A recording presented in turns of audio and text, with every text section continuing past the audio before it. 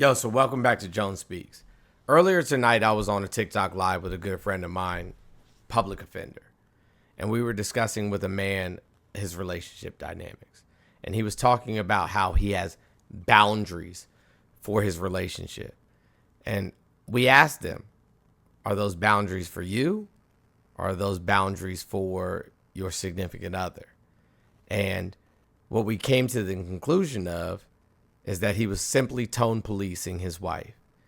And so I really thought that it was important for us to discuss what it looks like to tone police your significant other and how it's harmful, how that's abusive in nature.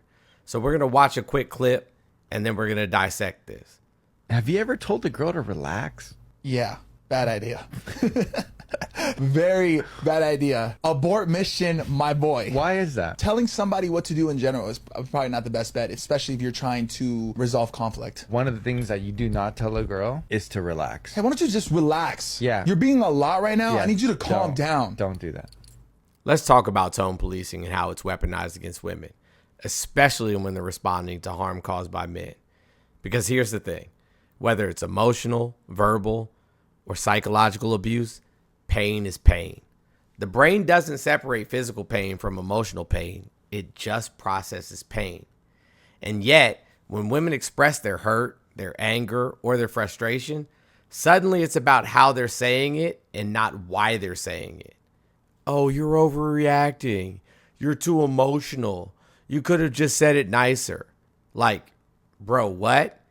Why is the tone of her pain the problem instead of the behavior that caused it? Let me be crystal clear. Women don't owe you a polite response when you harm them. Whether it's gaslighting, manipulation, cheating, or lying, whatever the harm is, their response is valid, period. And for the record, studies have shown that the brain lights up the same way for emotional pain as it does for physical pain. So when you dismiss her feelings or tell her to calm down, you're essentially telling her to minimize the very real pain you caused. Do you see how messed up that is? Instead of tone policing, maybe try this.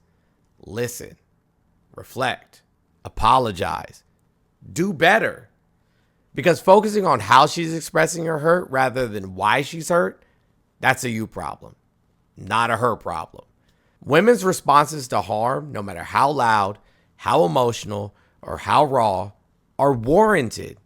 Let's stop tone policing and start holding men accountable, holding ourselves accountable for our actions. It's really not that hard.